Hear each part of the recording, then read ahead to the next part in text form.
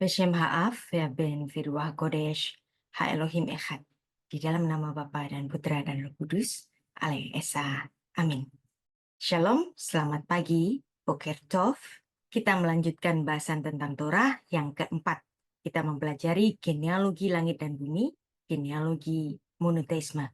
Kejadian 1 ayat 1. Kitab Torah jika dibaca secara sederhana, dia akan sederhana. Jika dibaca secara rumit, maka dia akan bermakna rumit.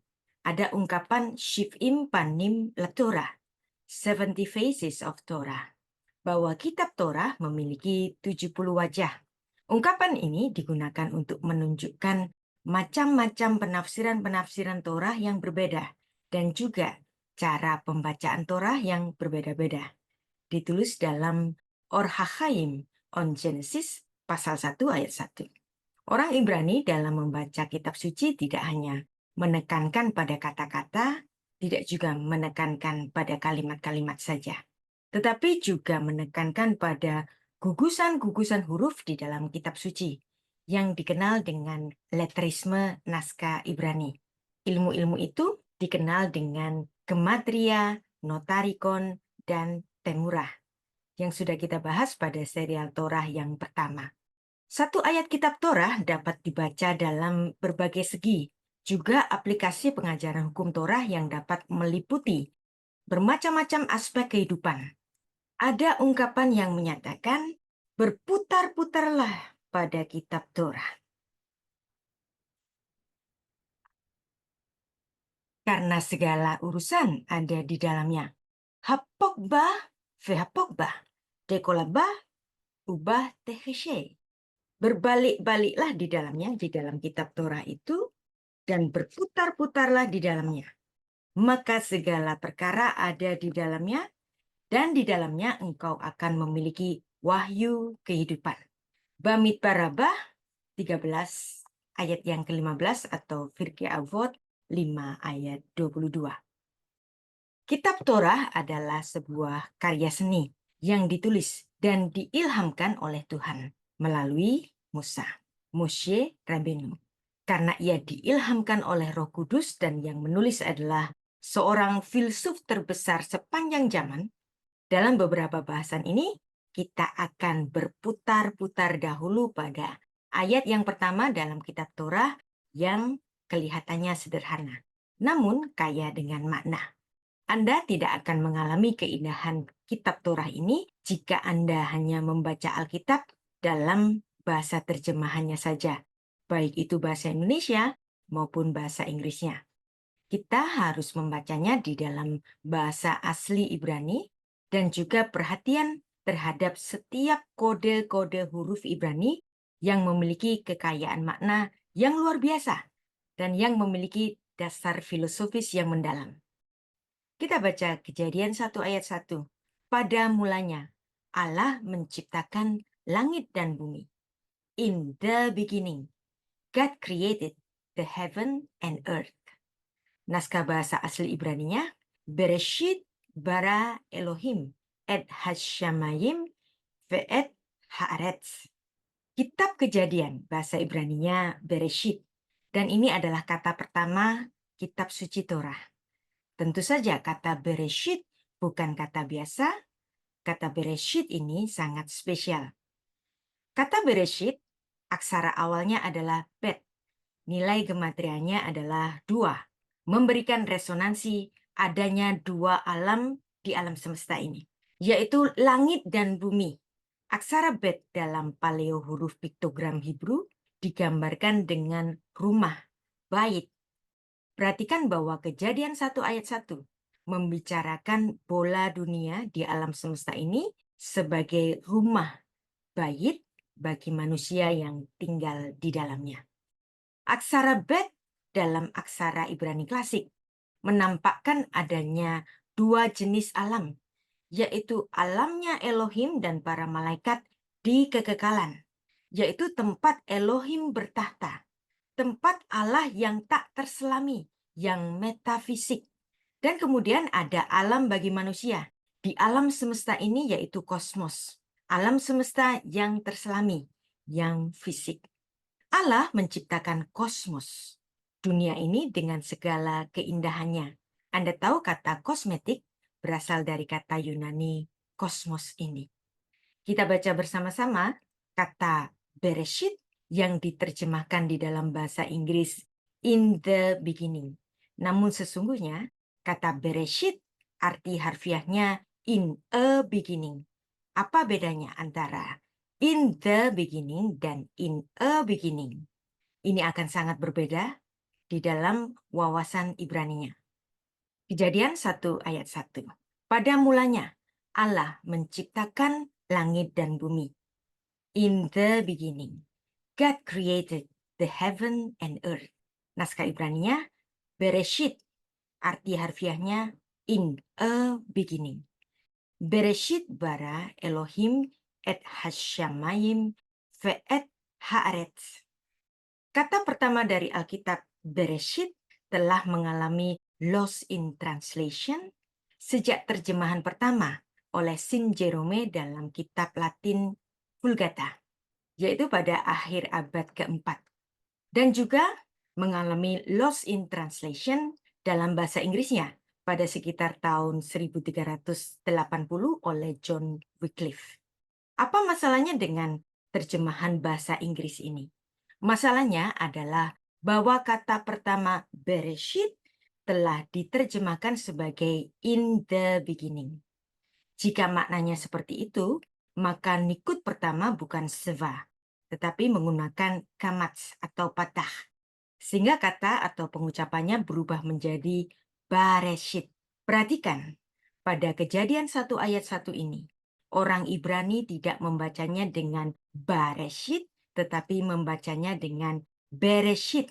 Dan kata Bereshit ini adalah penggabungan antara bet, preposisi B ini, artinya di dalam, dan kemudian ada kata reshit yang artinya awalnya atau beginning.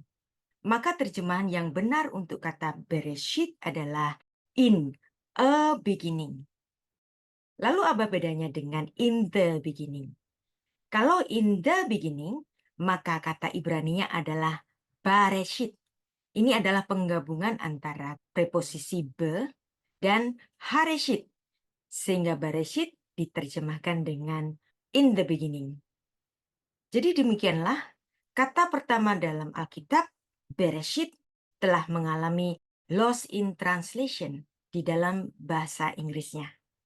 Dengan demikian, kata Bereshit, Kejadian 1 ayat 1 seharusnya diterjemahkan in a beginning, bukan in the beginning, yang berarti pada suatu awal, dan bukan awal dari segala sesuatu.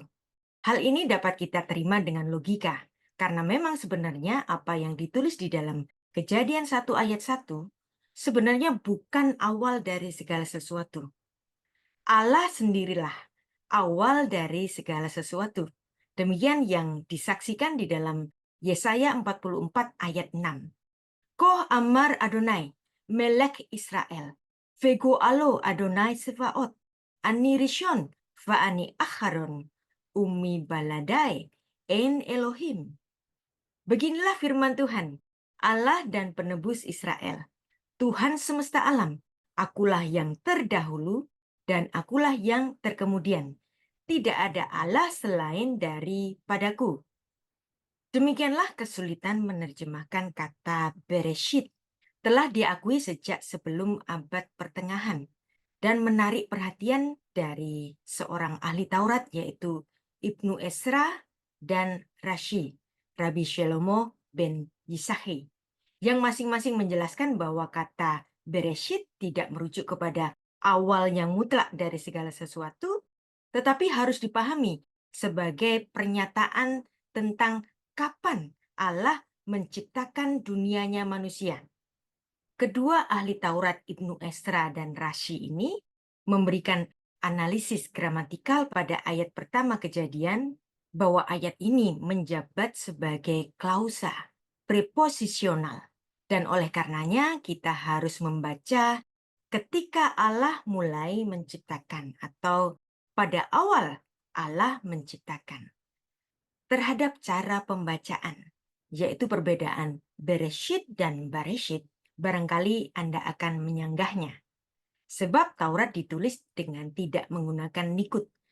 Jadi bagaimana kita bisa benar-benar tahu bagaimana aksara Ibrani gundul tanpa nikut harus diucapkan? Kita harus menyadari bahwa kaum Masoret, mereka bekerja untuk standarisasi teks Alkitab pada abad ke-7 dengan menambahkan tanda-tanda vokal, yaitu nikut, yang mengikuti tradisi lisan yang bahkan telah ribuan tahun sebelumnya mereka warisi. Ada alasan lain, mengapa para sovereign, yaitu ahli kitab Ibrani, tahu mengenai pengucapan yang sebenarnya. Bahwa Bereshit yang bermakna in a beginning adalah mula dari langit dan bumi yang diciptakan dalam hubungannya dengan manusia di bumi. Dan Bereshit ini tidak menuliskan peristiwa kapan dan bagaimana para malaikat diciptakan. Sebab jika dilihat dari segi timeline-nya, tentulah para malaikat sudah diciptakan. Mereka sudah eksis. Dengan demikian, Bereshit dalam Kejadian 1 ayat 1 bukanlah permulaan dari suatu periode kekekalan. Bahwa periode kekekalan itu sudah ada. Dan manusia tidak dapat mengetahui secara nalarnya bagaimana prosesnya. Sebab manusia baru tercipta sesudahnya. Namun manusia dapat memahami bahwa ada yang telah ada sebelum langit dan bumi ini diciptakan. Bahkan para malaikat dan golongan iblis dan surga tempat Allah bertahta sudah ada terlebih dahulu sebelum alam semesta di sekitar kita ini diciptakan. Maka kata Bereshit, in a beginning, adalah suatu kata benda abstrak yang berhubungan dengan kata reshit yang berasal dari akar kata rosh yang artinya kepala, yang berhubungan dengan kata rishon yang artinya pertama. Dalam pemakaiannya, kata reshit ini sering digunakan untuk menunjukkan suatu periode.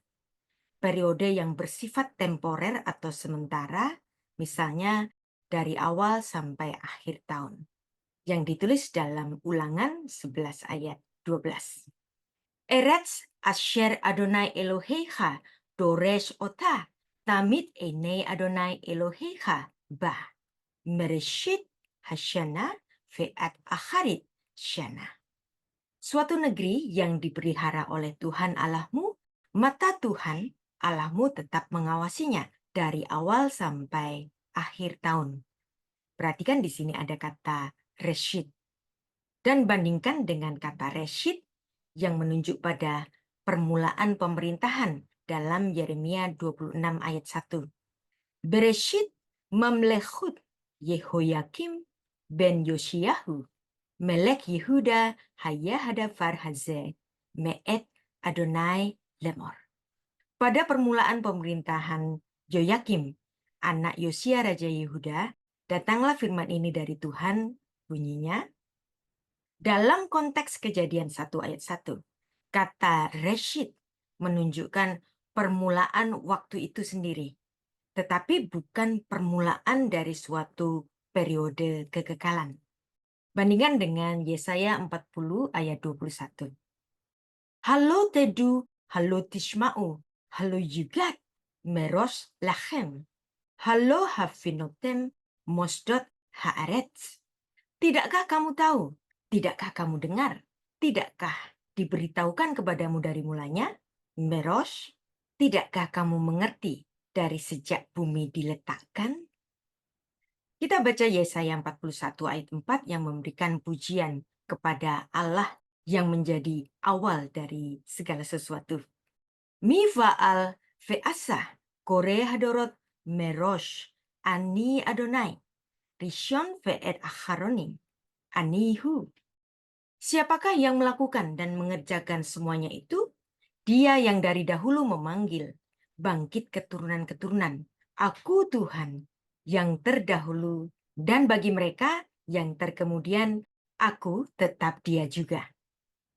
Terjemahan berbahasa Inggris, in the beginning, merupakan suatu bentuk terjemahan yang tidak sepenuhnya menjelaskan makna kata Bereshit. Kata Bereshit dalam Kejadian 1 ayat 1 lebih tepat jika diterjemahkan in a beginning, yang mengarah pada awal dari, atau suatu permulaan dari, bukan pada mulanya, bukan in the beginning. Ini untuk menegaskan bahwa permulaan yang dimaksudkan di dalam Kejadian 1 ayat 1 bukanlah permulaan kekekalan, melainkan permulaan dari penciptaan langit dan bumi dan segala isinya, termasuk benda-benda langit. Dengan demikian, maksud dari kata Bereshit menjadi lebih jelas, yang tidak mengatakan bahwa pernah ada suatu masa di mana Allah belum ada, melainkan untuk menegaskan bahwa ada inisiatif penciptaan itu berasal dari Allah dan bukan dari kekuatan lain di luar Allah.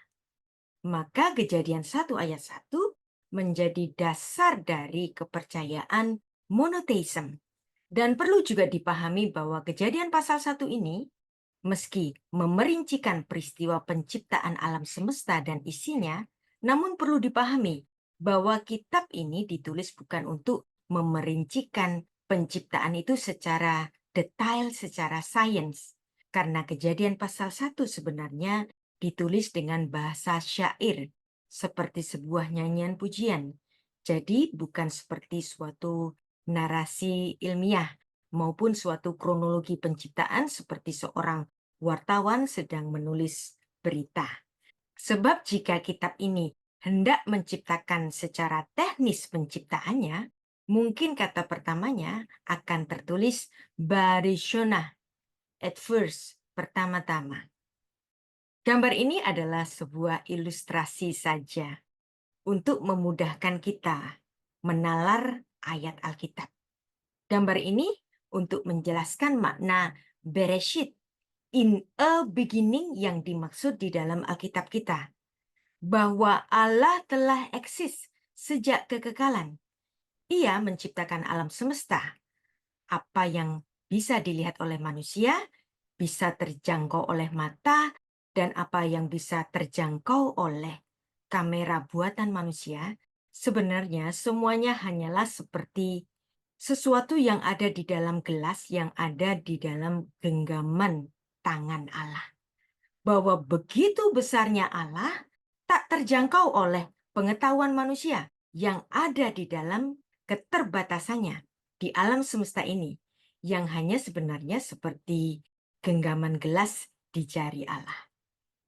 Dan ilustrasi ini juga memberikan keterangan bahwa Allah itu ada di dimensi yang berbeda dengan manusia.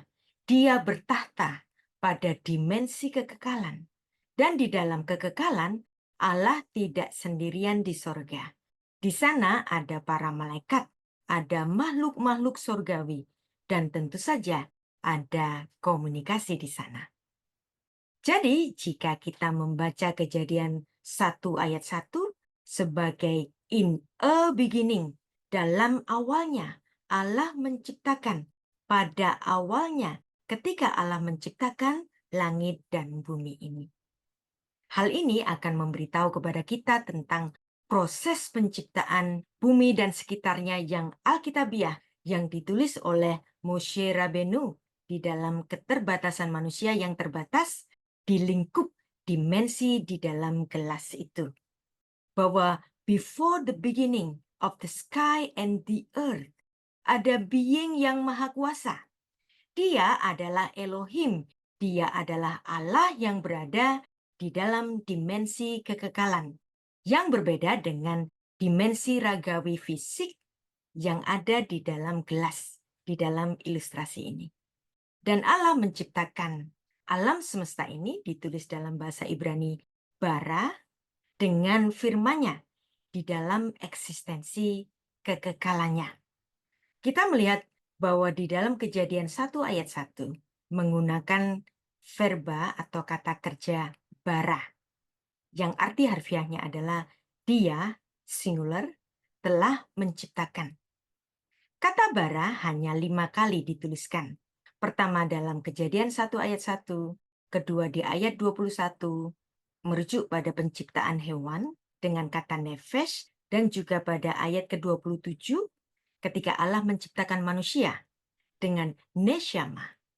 Di kitab Torah ini mengajarkan bahwa setelah langit dan bumi diciptakan, maka kemudian dalam kelanjutannya, alam semesta ini memiliki kemampuan untuk memproduksi segala sesuatu untuk dinamika kehidupannya sendiri, perputaran bumi, siang dan malam, dan seterusnya.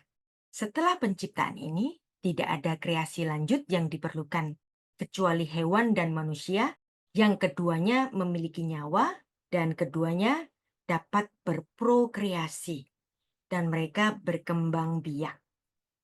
Catatan peristiwa penciptaan di dalam Kejadian pasal 1, dan hewan dan manusia ini memiliki nyawa, yaitu nefesh.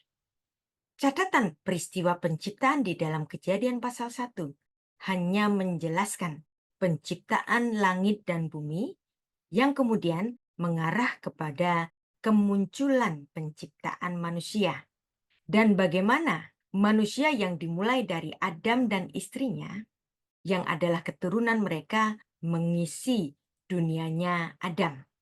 Bahkan perempuan, yaitu istri Adam, terciptanya berasal dari Adam sendiri. Dan ini kemudian berlanjut kepada beranak pinaknya keturunan Adam. Catatan peristiwa penciptaan dalam kitab Kejadian pasal 1 tidak mencatat bagaimana permulaan dari suatu periode kekekalan yang di dalamnya terdapat penciptaan malaikat. Maka jika Bereshit diartikan dengan in a beginning, yang tidak bermakna permulaan dari suatu periode kekekalan, tetapi kata ini hanya terbatas pada penciptaan bumi dan alam semesta dari lingkup penciptaan manusia di dalamnya. Untuk hal ini, kita dapat memahami keraguan kaum ateis yang menolak keberadaan Allah. Bahwa pemahaman mereka itu terjadi karena memang Allah itu di luar jangkauan manusia. Bahwa sebelum alam semesta yang dapat kita lihat dengan mata kepala kita hari ini, dengan bantuan kamera, dengan bantuan teleskop, dan apapun alat-alat yang diciptakan oleh manusia, kita tetap tidak dapat menjangkau pikiran Allah. Namun Allah berkenan memperkenalkan dirinya pada manusia di dalam bahasanya manusia, di dalam nalar-nalar yang dapat dimengerti oleh manusia. Inilah yang membedakan kita dengan kalangan orang ateis, adalah bahwa kita dapat menerima pernyataan-pernyataan Allah itu. Allah yang tidak terjangkau, namun Ia memperkenalkan dirinya untuk dapat dikenal di dalam nalar otak manusia, yaitu makhluk ciptaannya. Makna Bereshit, in a beginning, ini juga dimaksudkan untuk mengingatkan kepada nasib akhir dari alam semesta ini, bahwa jika ada permulaannya, maka akan ada kesudahannya nanti. Bahwa ada alam semesta yang lain yang telah ada sebelumnya, yang akan tetap eksis setelah kesudahan bumi dan sekitarnya, yaitu alam kekekalan, di mana Allah kita menjanjikan suatu tempat di kehidupan yang kekal, di olam haba, di langit baru dan bumi yang baru. Kata Bereshit dalam artian in a beginning, ini merupakan suatu bentuk ekspresi iman yang terkait dengan keseluruhan fondasi hidup bangsa Ibrani. Maksud dari ayat ini adalah bahwa alam semesta beserta segala sesuatu di dalamnya bergantung pada suatu konsep ilahi yang hanya bisa dipahami dengan terang dan rencana Allah. Demikianlah kita memahami makna filosofi kata yang pertama dalam kitab Torah, yaitu kata Bereshit. Sampai bertemu pada bahasan-bahasan kitab Torah selanjutnya. Beshem Ha'af, Vehaben, Veruah HaKodesh, Ha-Elohim Echad. Di dalam nama Bapa dan Putra dan Roh Kudus, Allah yang Esa. Amin.